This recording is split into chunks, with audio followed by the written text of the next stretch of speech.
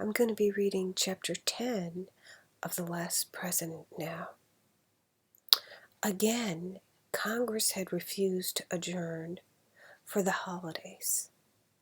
The leaders of the administration forces were unwilling to close their eyes, even for needful sleep, and went about pale and haggard, startled at every word and gesture of the opposition, like true conspirators, as they were, for the federal troops had been almost to a man quietly removed from the Capitol and its vicinage, lest the President in a moment of weakness might do or suffer to be done some act unfriendly to the reign of the common people.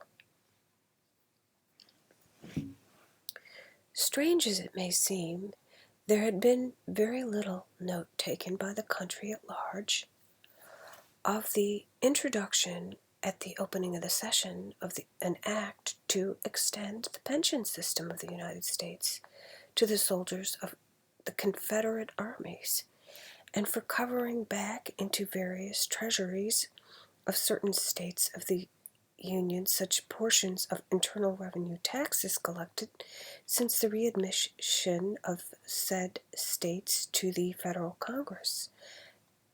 I just need to scooch this over. That's right. Okay, thank you. See, readmission of said states to the federal Congress as may be determined by the commissioners duly appointed under said act. Was it the calm of despair, the solidity of desperation, or the cool and restrained energy of a noble and refined courage? The introduction of the act, however, had one effect.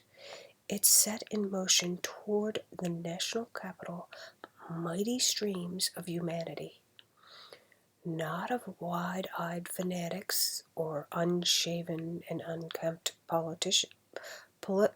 politicasters and Bezonians, but of soberly clad citizens with a business-like air about them, evidently men who knew how to earn more than enough for a living, men who paid their taxes and had a right to take a look at the public servants if desired so moved them. But very plain was it that the mightier stream flowed in from the south, and those who remembered the capital in antebellum days smiled at the old familiar sight. The clean-shaven faces, the long hair thrown carelessly back under the broad-brimmed felts, the half-buttoned waistcoats and turned-down collars, the small feet and nearly fitting boots, the springy, loping pace, the soft negroese intonation, the long, fragrant cheroot. It was easy to pick out the man from the North land, well clad and well groomed, as careful of his linen as a woman, prim and trim, disdainful of the picturesque felts, ever crowned with the ceremonious derby. The man of affairs taking a business-like view of life, but wearing for the nonce a worried look, and drawing ever and anon a deep breath. The black man ever at the heels of his white brother, set to rule over him by an inscrutable decree of nature, came forth too in thousands, chatting and laughing gaily, careless of the why or the wherefore of his white brother's deep concern, and powerless to comprehend it, had he so desired. Every hour now added to the throng. The broad avenues were none too broad. The excitement increased. Men talked louder and louder. Women and children disappeared almost completely from the streets. The southern element drew more and more apart, in knots and groups by itself. Men threw themselves upon their beds to catch a few hours' sleep, but without undressing, as if they were expecting the happening of some portentous event at any moment, the event of their lives, and dreaded the thought of being a moment late. If all went well, the bill would come up for final passage on Saturday, the 30th day of the month. But so fierce was the battle raged against it, so frequent the interruptions by the contumacy both of members and of various cliques crowding the galleries to suffocation, that little or no progress could be made. The leaders of the administration forces saw midnight drawing near with no prospect of attaining their object before the coming in of Sunday, on which the House had never been known to sit.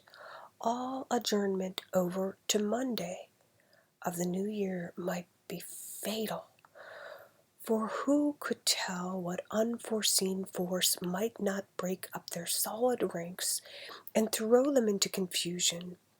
They must rise equal to the occasion. A motion was made to suspend the rules, and to remain in continuous session until the business before the House was complete. Cries of unprecedented, revolutionary, monstrous, came from the opposition, but all to no purpose. The House settled down to its work with such a grim determination to conquer that the Republican minority fairly quailed before it. Food and drink were brought to the members in their seats. They ate and drank, slept at their posts, like soldiers determined not to be ambushed or stampeded.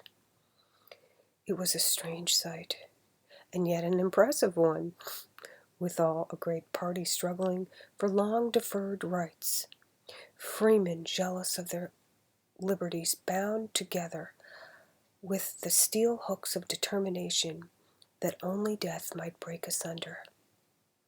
Sunday came in at last, and still the struggle went on. The people know no days when their liberties are at stake, cried the leader of the House. The Sabbath was made for man and not man for the Sabbath. Many of the speeches delivered on the famous Sunday sounded more like the lamentations of Jeremiah, the earnest and burning utterances of Paul, or the scholarly and well-rounded periods of an Apollos.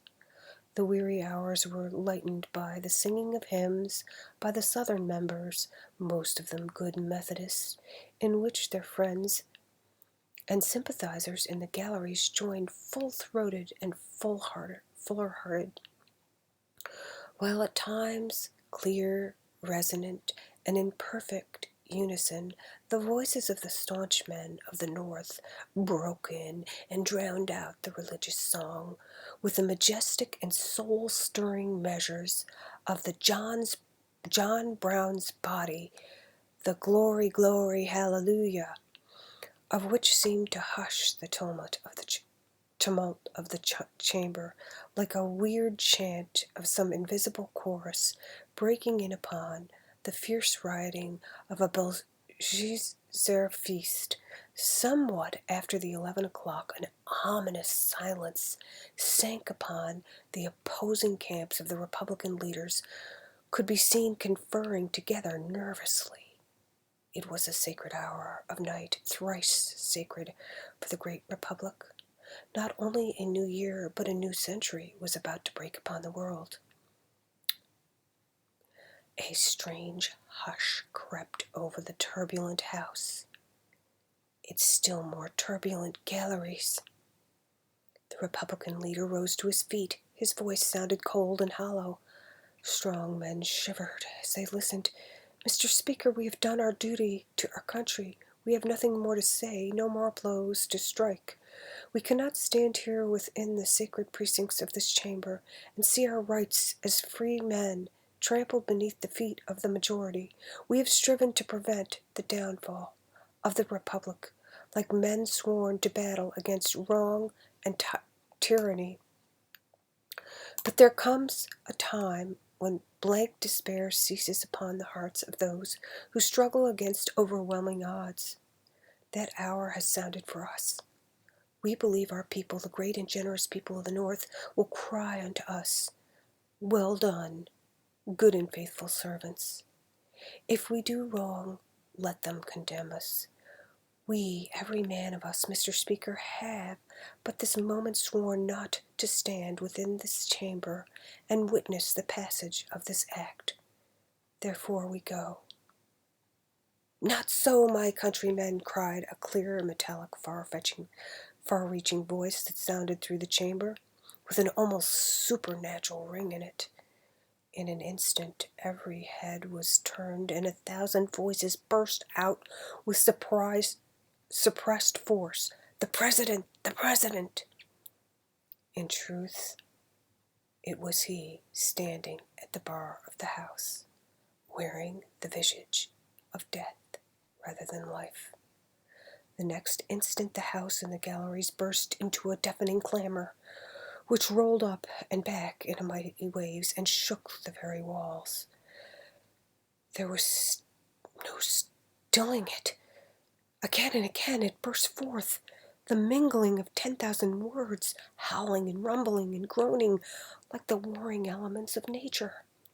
Several times the President stretched forth his great white hands, appealing for silence, while the dew of the mingled dread and anguish beaded on his brow and trickled down his cheeks in liquid supplication that his people might either slay him or listen to him. The tumult stilled its fury for a moment, and he could be heard saying brokenly, My countrymen, oh, my countrymen." But the quick, sharp sound of the gavel cut him short. Boom. "The President must withdraw," said the Speaker, calmly and coldly. "His presence here is a menace to our free deliberation." Again the tumult set up its deafening roar, while a look of almost terror or horror overspread the countenance of the chief magistrate. Once more his great white hands went heavenward, pleading for silence, with such a mute majesty of supplication that silence fell upon the immense assemblage, and his lips moved not in vain. "Gentlemen of the House of Representatives, I stand here upon my just and lawful right as President of the Republic to give you information of the state of the Union. I have summoned the Honorable, the Senate, to meet me in this chamber. I call upon you to calm your passions and give ear to me, as your oath of office sets the sacred obligation upon you." There was a tone of godlike authority in these few words, almost divine enough to make the winds obey and still the tempestuous sea. In deep silence, and with a certain show of rude and native grandeur of bearing, the senators made their entrance into the chamber, the members of the House rising, the Speaker advancing to meet the Vice President. The spectacle was grand and moving. Tears gathered in eyes long unused to them, and in an almost imperceptible nod of the President's head, the chaplain raised his voice in prayer. He prayed in accents that were so gentle and so persuasive, they must have turned the hardest heart to bless thoughts of peace and love and fraternity and union. And then, again, all eyes were fixed with intensest strain upon the face of the President. "Gentlemen of the House of Representatives, this measure upon you which you are now deliberating."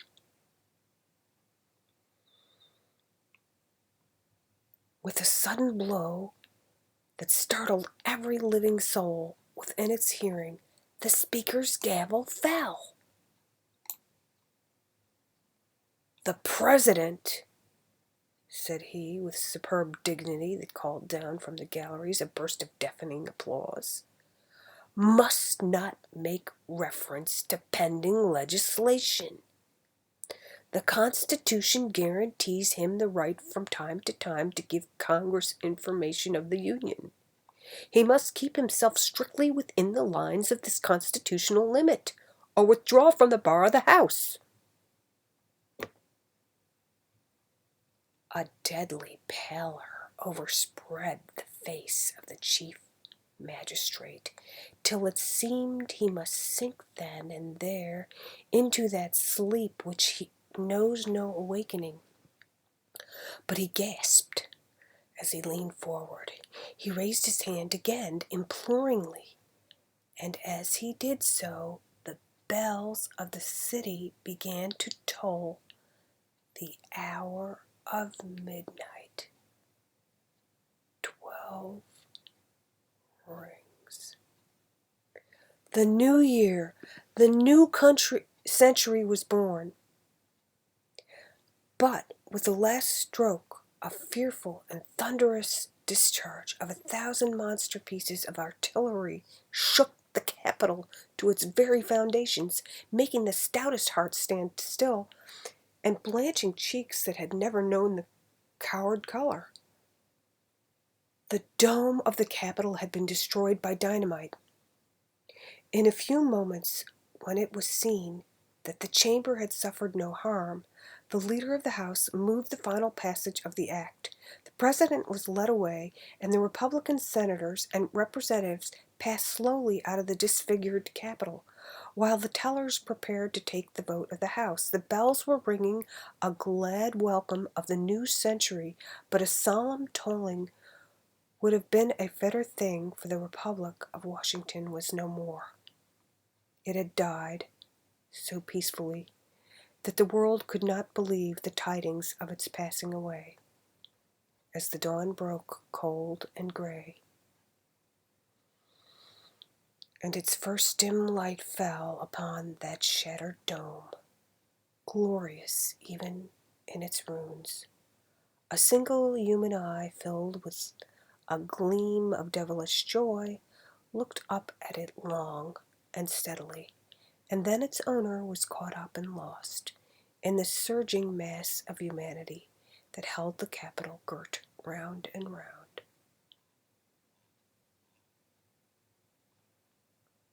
Oh my God, that's the whole thing. Okay, so they're saying as this new century came in, the new millennium, which looking forward was 1900, that the country just fell apart, and it happened at the Capitol. Well, thanks for listening. Take care. Bye.